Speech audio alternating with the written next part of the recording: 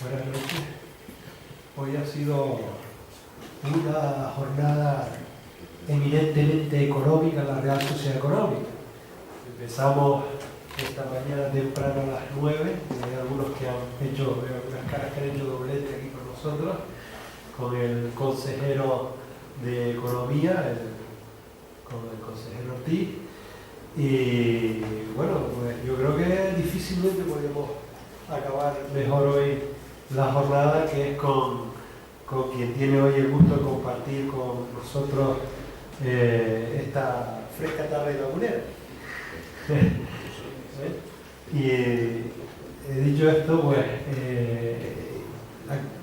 yo no voy a hacer una glosa que le corresponderá al profesor Rivero hacer un comentario de quien nos acompaña hoy, pero sí decirles que de los tiempos en los que uno estudiaba, así ya algunas caras atrás,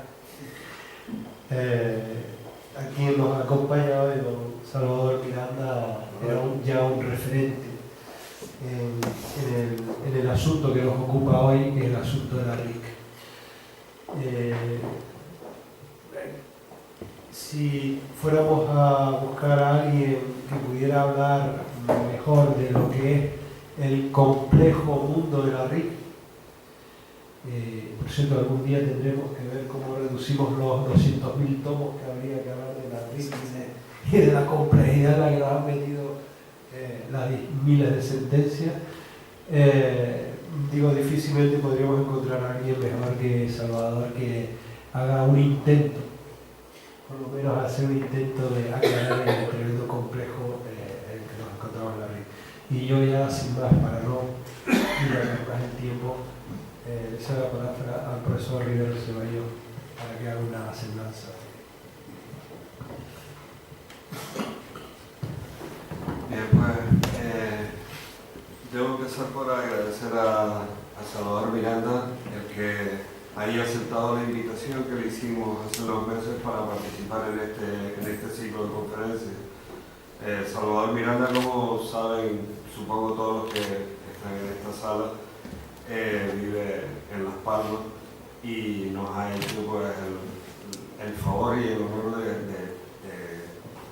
venir para esta conferencia.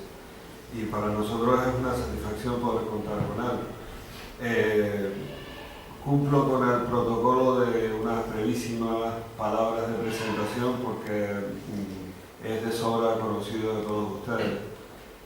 Salvador Miranda une dos vertientes que son complementarias y que, digamos, se refuerzan uno a la otra. Primero, es una persona que pertenece a la universidad, como profesora de la Universidad de Las Palmas de Gran Canaria, y es doctor. Y luego, por otra parte, es una persona que mantiene asesoría fiscal desde hace muchísimos años y se ha ido especializando en temas muy diversos, pero desde luego en temas de los incentivos fiscales y particularmente la RIC. Y luego tiene una virtud que me gustaría destacar, y es que no solo une esas dos perspectivas, la visión académica y la visión práctica, concreta de los problemas, sino que además lo escribe.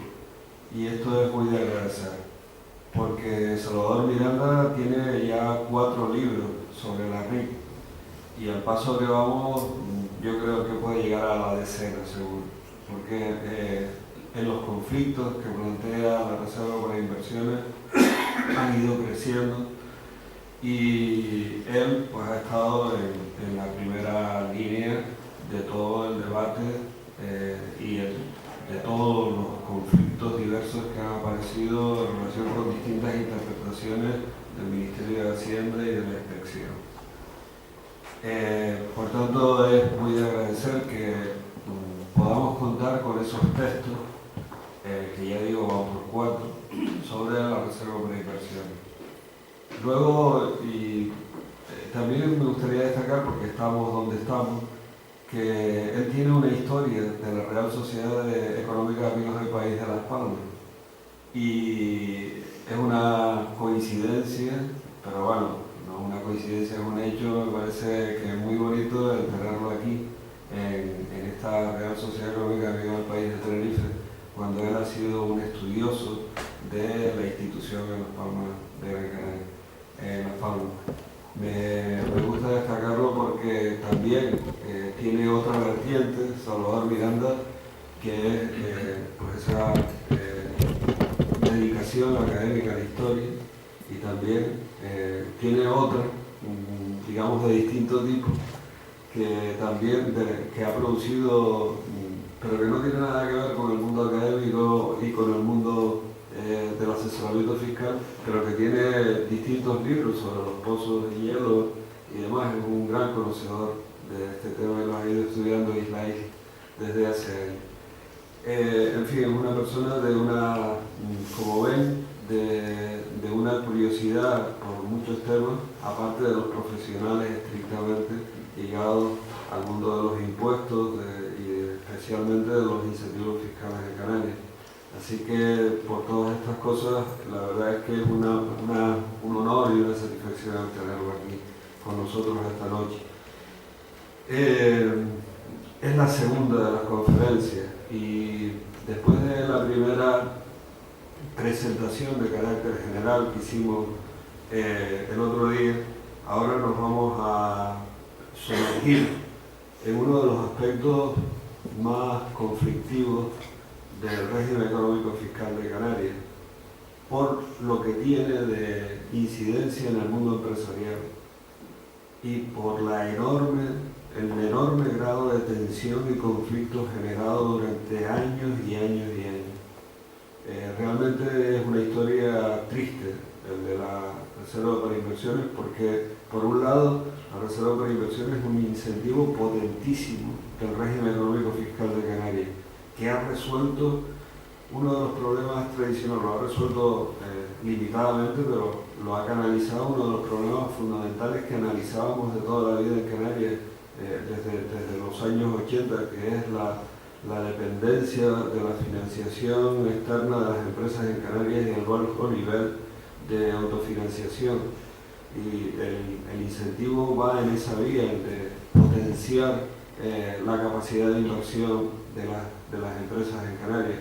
Y yo creo que durante mucho tiempo ha funcionado realmente bien como tal, hasta que la crisis del 2007 pues, hizo explotar este incentivo y cualquier otro, porque la crisis va más allá de lo que puede ser una moderación del crecimiento normal, digamos, dentro del ciclo económico normal de las economías.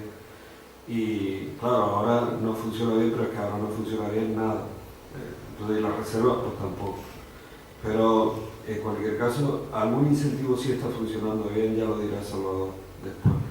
Pero en este caso la Reserva yo creo que ha cumplido su papel, es un incentivo importante, pero al mismo tiempo y por otro lado está el enorme grado de tensión que ha generado en gran parte por, esto lo digo yo, no sé si luego lo dirá él, por una interpretación cicatera siempre del alcance de la Reserva por parte del Ministerio y de las inspecciones de Hacienda sucesivas.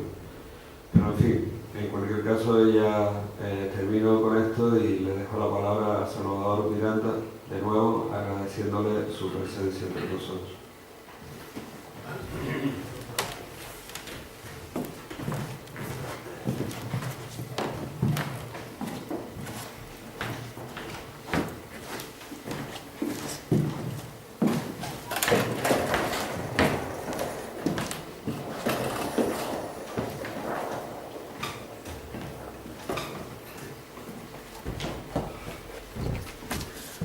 Señor director de la Real Sociedad, amigos del país, señoras y señores, en primer lugar, como siempre, dar las gracias a esta casa, dar las gracias al profesor Rivero y dar las gracias a ustedes que estén en una fría tarde lagunera oyendo algo sobre la materia que hoy nos ocupa.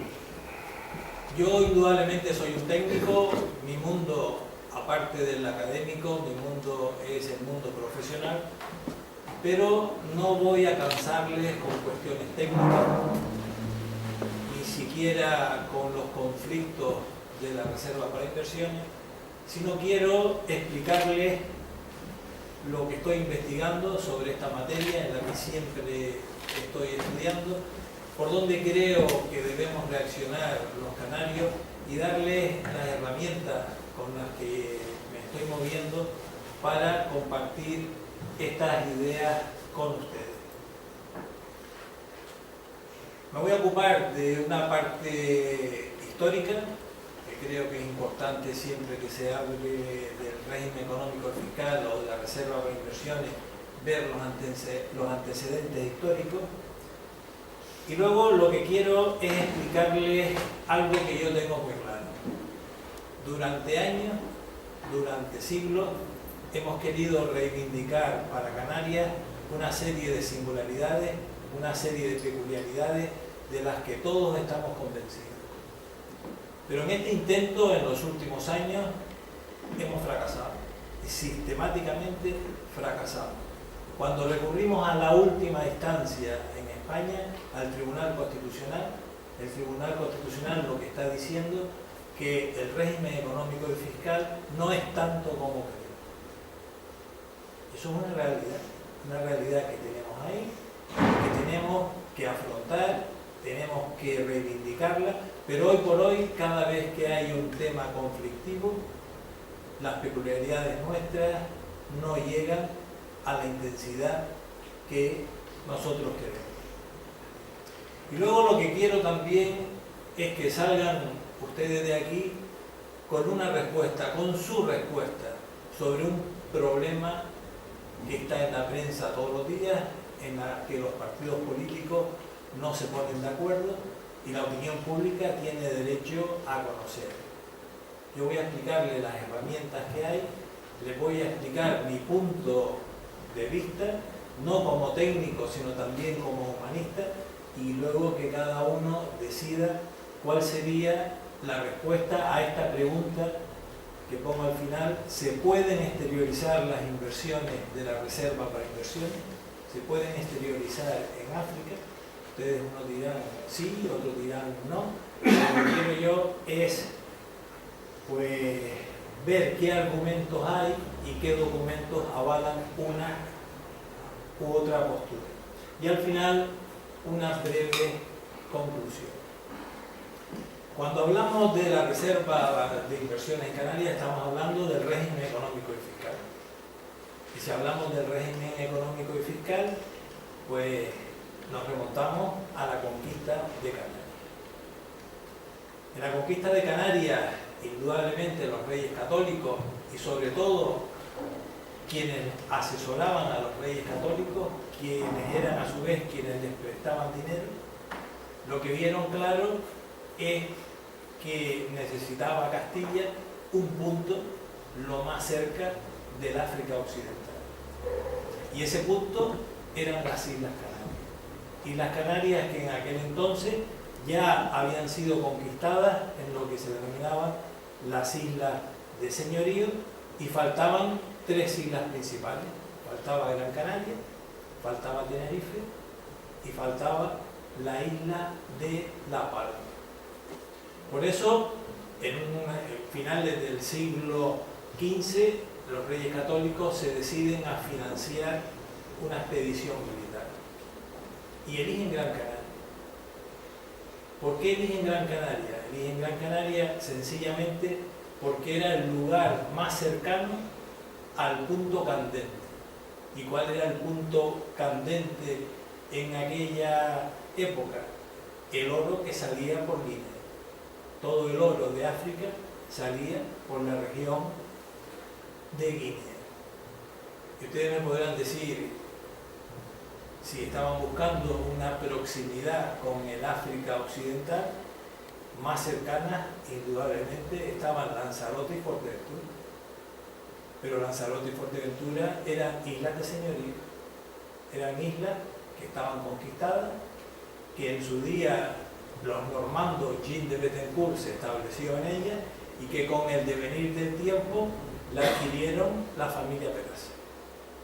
Luego el sitio más cercano al África Occidental era el Gran Canaria.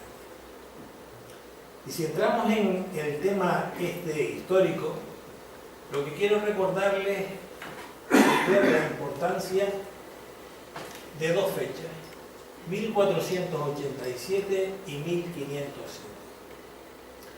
El hecho de que un ejército moderno de aquella época se enfrentase a guerreros que estaban en la edad de piedra, pues indudablemente a los reyes católicos y a sus asesores les daba exactamente lo mismo conquistar Gran Canaria que Tenerife o La Palma.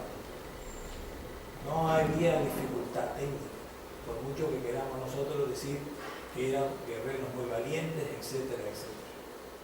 Pues bien, eligen Gran Canaria por lo que les antes comenté. Y se termina la conquista de Gran Canaria. Y una vez que se termina la conquista de Gran Canaria, lo que es necesario es que se pueble la isla. Y la mejor forma de que se pueble una región lejana es diciendo que es una región franca, quitando todo tipo de impuestos y fomentando la economía. De tal forma que hay una fecha que tiene relevancia con el régimen económico y fiscal, que es la de 1487. Es la fecha, una vez terminada la conquista, en la que los reyes católicos firman, publican el Fuero de Gran Canaria. Y en ese Fuero de Gran Canaria se declara, entre otras cuestiones, se declara que no se pueden grabar ni con ningún tipo de pecho ni alcabalas. Pues bien, esto es una forma clara de atraer comerciantes de la península, de atraer a familias. Y me encuentro yo de nuevo en mis investigaciones históricas, mi hobby es, uno de mis hobbies en la historia, me encuentro por segunda vez la palabra pecho. La palabra pecho me la había encontrado yo desde el punto de vista histórico cuando me pregunté por qué el topónimo, el punto más alto de Gran Canaria, se denominaba Los Pechos. Era un tema que nadie sabía y cuando hice trabajo de campo, pues tampoco nadie me decía una cuestión que tuviese lógica alguna. Ni siquiera los pastores de la cumbre de Gran Canaria. De tal forma que me decido investigar a fondo ese tema, me sigo metiendo en él y lo que encuentro es que la palabra pecho viene de un error de transcripción en 1837 y que viene de la palabra pexos. Y la palabra pexos no significa nada. Ni en las lenguas muertas, ni en latín, ni en griego, ni en ningún otro idioma. ¿Y pexos? ¿Qué puede significar pexos? Viendo la cartografía, el alemán von Fritz en 1850 dice que la palabra pexo viene de un error de transcripción de la palabra posos. Entonces me encuentro con el tema de que el punto más alto de Gran Canaria se denominaba Pozos. Pero si alguien va a construir o va a perforar un pozo de agua, lo perfora en un valle, nunca en la cima de una montaña. Seguí la investigación hasta que encontré que los pozos eran pozos de nieve. Hice mi tesis doctoral sobre el comercio de la nieve. En aquel entonces se creía en Europa que el comercio de la nieve se terminaba en la península penibética y a partir de estas investigaciones pues se ve que no, que en Canarias teníamos un intensísimo comercio de la nieve. Comercio institucional en Gran Canaria, con lo cual más documentado, y comercio privado en Tenerife, con lo cual mucho más fuerte. En Gran Canaria habían 3 pozos de nieve, en Tenerife documenté 19 pozos de nieve. Con algo muy curioso, que los pozos de nieve de Arafo, en los veranos, se exportaba la nieve a Gran Canaria.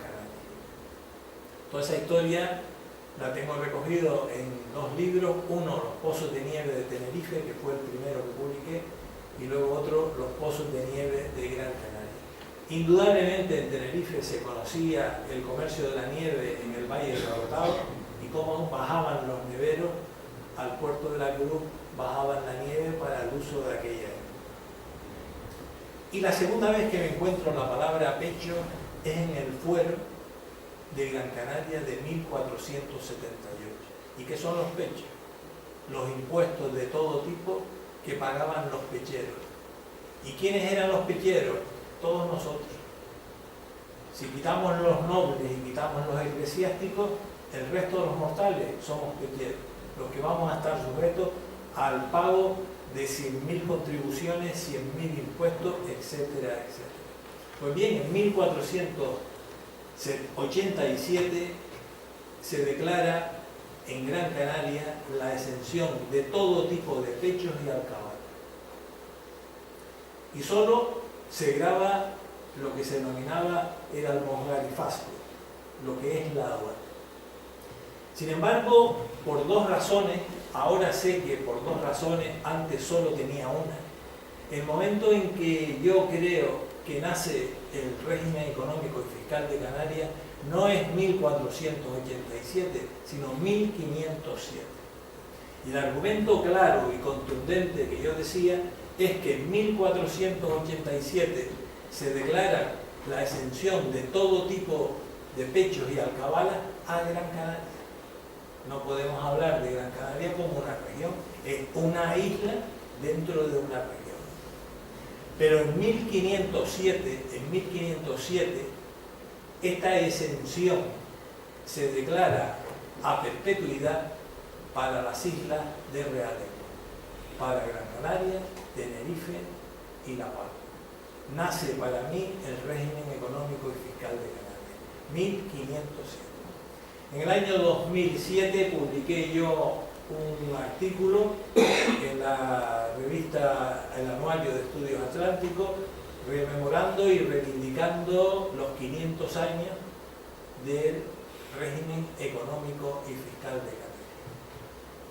Y les había dicho que tenía dos razones para no haber elegido 1487. La primera, de gran peso, la que les dije: una isla no es una región. Y la segunda no la sabía en el año 2007, la he ido estudiando con posterioridad y es algo curioso. El fuero de Gran Canaria, otorgado por los Reyes Católicos y redactado por sus asesores, consejeros, la mayoría a su vez los que le prestaban dinero a los reyes, genoveses, etc. El fuero que concedieron en 1487 es exactamente igual al fuero que concedieron los mismos reyes católicos a la ciudad de Baza en la conquista de Granada.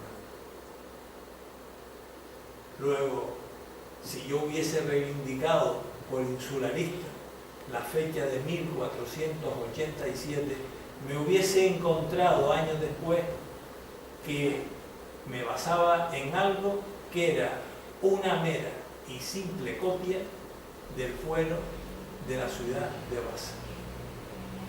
Es curioso los avatares de la historia, es curioso cómo uno va estudiando y se va formando, y a medida que uno lee y sigue investigando, pues van cambiando los argumentos, y ahora no solo uno, sino dos argumentos para reivindicar el nacimiento del régimen económico y fiscal.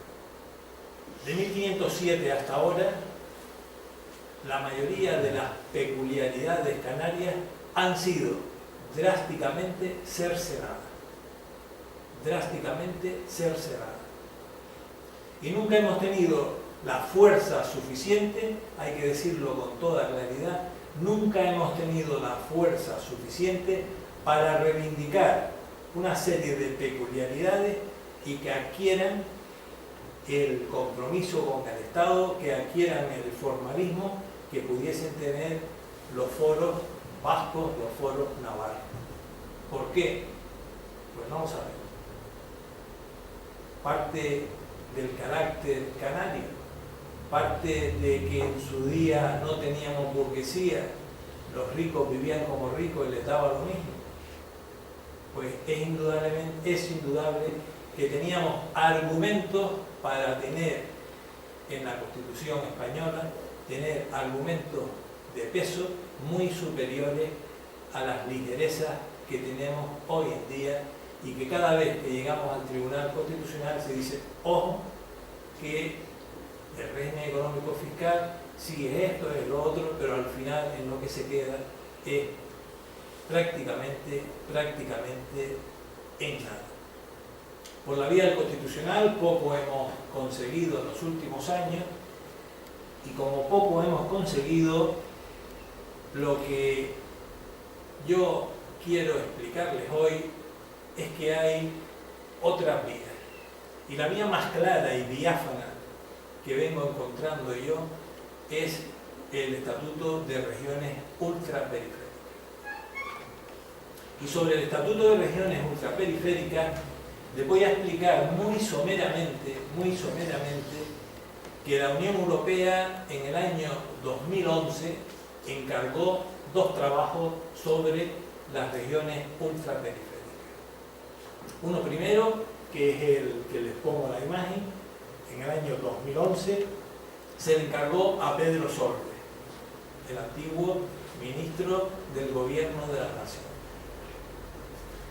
Cuando leemos este documento, ya les digo, año 2011, vemos que es un documento hecho por alguien que no vive en Canarias, alguien de fuera, y que se da cuenta de una serie de debilidades que tenemos en Canarias como región ultraperiférica, pero también con una serie de fortalezas que tenemos en Canarias. Debilidades con carácter general y sin entrar en el fondo de este documento, decirles algo que luego yo copié de ahí y reflejé en un documento que luego les mostraré, aunque sea la carátula. La necesidad de una financiación como en Europa. ¿Cómo una región ultraperiférica puede tener unos costes financieros más altos que en Europa? No tiene sentido. Tendría que tener unos costes más bajos. Pero la tasa de riesgo que le ponen a cualquier empresa insular es muchísimo más alta que la que tiene una empresa continental.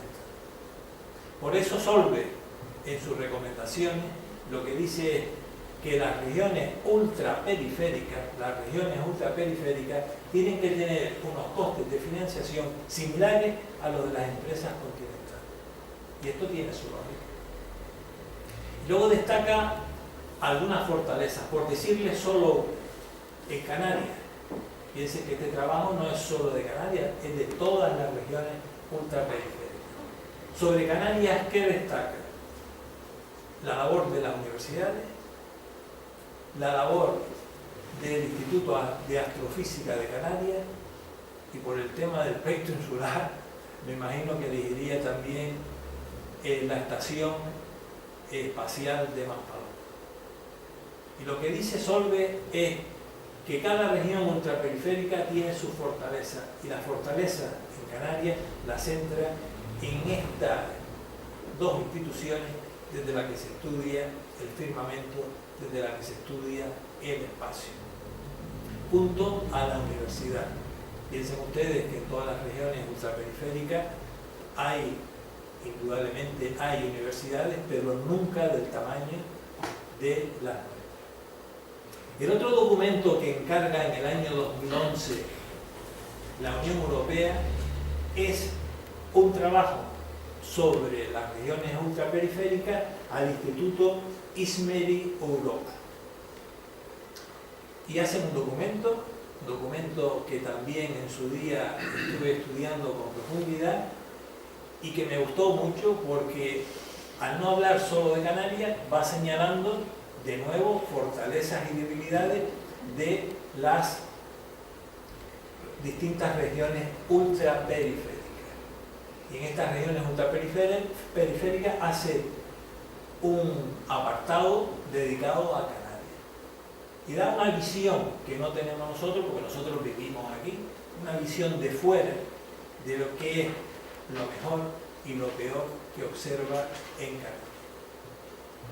Pues bien, con esos dos documentos de una valía importante, Europa hace un documento el 20 de junio de 2012 y hace un documento que es por donde creo que nosotros tenemos que avanzar de cara al futuro.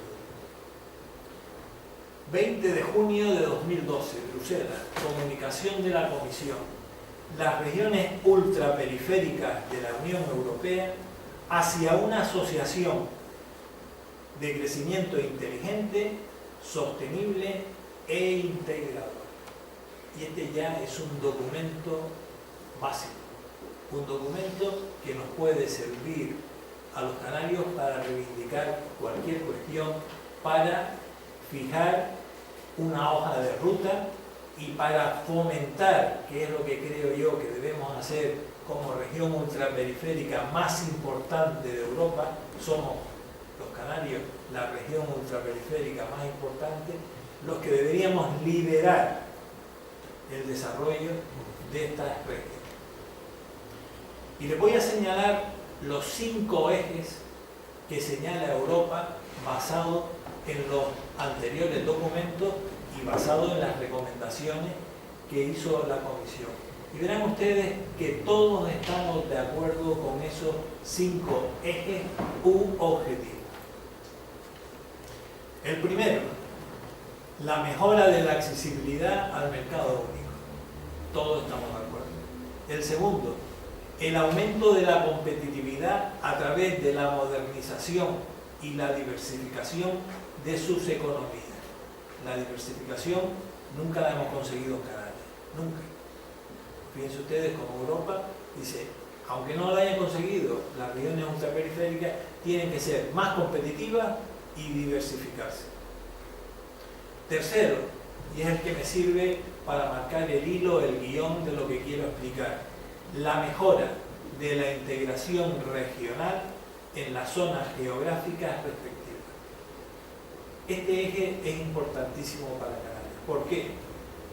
Porque en síntesis lo que está diciendo es que las regiones ultraperiféricas son la avanzadilla, son las auténticas embajadas de la Unión Europea en su entorno geográfico. Y nosotros estamos en un entorno geográfico que es el África Occidental. Canarias tiene una posición privilegiada en cuanto a este territorio. ¿Y cómo podemos incidir en este territorio? Nuestra herramienta más fuerte es la universidad, es la formación. Y luego, indudablemente, tenemos más herramientas. Pero lo que sí está claro es que Europa le está diciendo a las regiones ultraperiféricas que se han de convertir en las embajadas en aquellos territorios en los que están enclavadas. El acceso al África Occidental para nosotros es un acceso evidente, difícil, sí, pero es nuestro entorno geográfico, es nuestro entorno sociopolítico, por mucho que algunos no quieran ver. El cuarto objetivo es el refuerzo de la dimensión social de su desarrollo a través de la creación de empleo y la mejora de las capacidades y niveles educativos. Fíjense ustedes la importancia de las universidades. Nosotros aquí tenemos 2 universidades públicas, también tenemos universidades privadas. Y finalmente, la integración de las medidas relativas al cambio climático. Indudablemente, todos compartimos esos 5 objetivos, esos 5 ejes. Puede que alguno aporte alguno más, pero lo que está claro es que esos 5 ejes los compartimos. Pues bien, aprovechando esos documentos, estuvimos trabajando, yo presidí una serie de comisiones, tanto en la isla de Gran Canaria como aquí en la isla de Tenerife, y en julio del año 2012 sacamos este documento.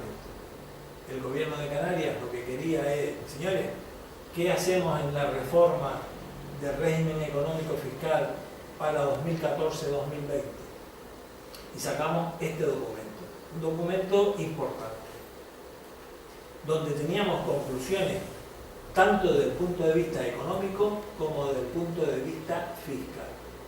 Este documento se explicó en prensa y se le entregó al gobierno de Canarias y algunos puntos se debatieron y otros me imagino que se habrán incorporado en ese texto que ninguno conocemos y que dentro de poco pues el gobierno de la nación sacará como el proyecto de reforma del régimen económico y fiscal.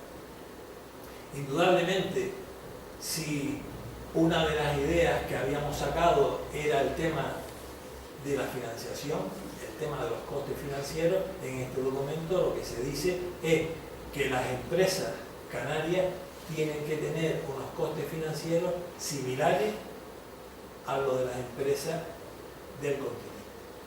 Esto es difícil conseguir, indudablemente que es difícil, pero si decimos que es una prioridad para las regiones ultraperiféricas, no tenemos que remontarnos a un foro en particular, sino tendremos que defender lo que la propia Unión Europea está diciendo. Y el otro documento que presentamos en julio de 2012 y entregamos al gobierno fue esta propuesta del Consejo Social. Este trabajo, el encargo fue hecho por el Consejo Social de la Universidad de Las Palmas de Gran Canaria y conseguimos consensuarlo también con la Universidad de La Laguna, y a la reunión de rectores con el presidente del gobierno para la reforma del REF y el documento que se presentó en el Parlamento de Canarias, dimos un borrador de este documento. En ese documento se decía claramente que en una época de crisis lo que no se puede hacer es que se resquebrajen los presupuestos de las dos universidades públicas. Y dábamos también una serie de ideas importantes sobre la contratación de doctores, sobre el primer empleo de los estudiantes, etcétera, etcétera. Todo eso está documentado y entregado al gobierno de Canarias, y también algunos de estos aspectos que hemos puesto los recogió en su día el Parlamento de Canarias. Lo recogió en su día el Parlamento de Canarias cuando en julio de ese año 2012 aprobó pues una serie de bases para la reforma del régimen económico y fiscal de Canarias. Pues bien, si pasamos a la segunda cuestión que yo quería explicarles en el sumario y que la ponía entre signos de interrogación, ¿es posible exteriorizar las inversiones de la RIC en África? Lo que nos está diciendo Europa en estos tres documentos importantes que les acabo de referir a ellos es indudablemente que sí. Europa lo que está diciendo es que Canarias se tiene que convertir en una auténtica embajada de la Unión Europea en el área geográfica en la que estamos. Pues bien, desde el punto de vista técnico, repito, desde el punto de vista exclusivamente técnico, la exteriorización de las inversiones RIC es posible. Esto llamará la atención, indudablemente que llama la atención. ¿Qué ocurrió cuando fueron los empresarios canarios en el otoño del 2013, cuando el gobierno de Canarias no le decía nada sobre el documento de la reforma? Tanto empresarios, la Confederación de la provincia de Santa Cruz de Tenerife como la de la provincia de Las Palmas van a Bruselas. Y cuando le cuentan a las autoridades europeas su idea de exteriorizar fondos, pues indudablemente le abren los brazos. Oiga, es que precisamente eso es lo que queremos, porque hay que internacionalizar la economía y se tienen que convertir en una auténtica embajada. Dejo aquí este comentario, luego seguiré profundizando en él, pero lo que sí quiero destacar es que técnicamente Europa está por la labor. Si nos vamos al documento del Parlamento de Canarias sobre la reforma del REF, al que se ha hecho alusión repetidamente con pros y contras por parte de los diferentes partidos políticos, y en un tema como el tema de la exteriorización de la reserva para inversiones, si Coalición Canaria decía que era posible, el PP al día siguiente decía que era una locura. E incluso se defendió con vehemencia en el Parlamento canario por parte del PP que era imposible exteriorizar la RIC en el África. ¿Qué ocurrió después? Que ahora ha sido el PP a nivel nacional quien lanza la idea de exteriorizar un 40% de las dotaciones RIC en África, a lo que se opone Coalición Canaria. Sea lo que sea, si uno quiere blanco, el otro quiere negro, y si uno dijo negro, el otro dice blanco. Se ha dicho en la prensa de que el Parlamento Canario aprobó que se exteriorizase la RIC en el extranjero. Veamos exactamente lo que dice el Parlamento de Canarias. Desde el punto de vista fiscal, lo que dice en este documento, en ese boletín que lo tienen todos ustedes, señala la conveniencia de que la deducción para inversiones en Canarias, figura que muchos conocen, figura parecida a la reserva para inversiones, es la deducción que es incluso anterior a la reserva para inversiones, pues lo que dice es la conveniencia de que la DIC, la deducción, se destine a las inversiones de las empresas canarias para fomentar las exportaciones de bienes y servicios, en particular en el África Occidental. ¿Estamos todos de acuerdo con eso? Yo estoy de acuerdo con eso. Lo que se trata es de fomentar las exportaciones de bienes y de servicios.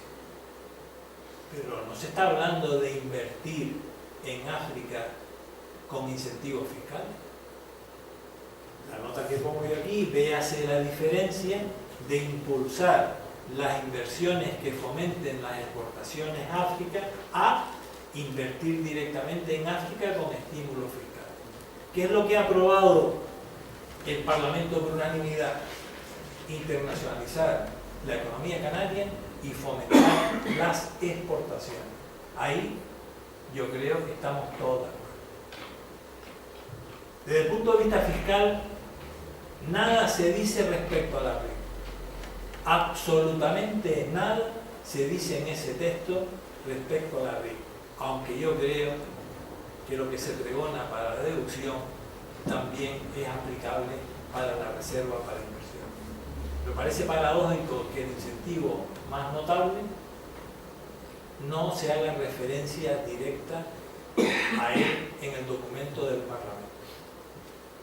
Y sobre la zona económica canaria, zona especial, también se hace una propuesta concreta relacionada con la internacionalización. Dice así: la ampliación de los actuales límites de base imponible para dar cabida a proyectos con proyección internacional que deseen usar Canarias como plataforma tricontinental. Yo creo que todos podríamos asumir esta declaración del principio del Parlamento de Canarias respecto a la deducción para inversiones, respecto a la RIC, aunque expresamente no se diga, y respecto a la zona SEC. Lo que necesitamos es fomentar las exportaciones e internacionalizar nuestras empresas. Nada se dice sobre invertir físicamente con incentivos fiscales. Y desde el punto de vista económico, el Parlamento también dice algo con lo que todos podemos estar de acuerdo. Señala como objetivo la internacionalización de nuestras empresas es un factor de crecimiento clave, por lo que se considera necesario configurar instrumentos específicos que procuren una apertura hacia el exterior de las empresas canarias, lo que contribuiría a reducir nuestro déficit por cuenta corriente, fomentaría la aplicación de economías de escala y coadyuvaría en el desarrollo de nuestra área de influencia en el continente africano. Vuelve de nuevo a insistir en que no, tenemos que convertirnos en una clara área de influencia.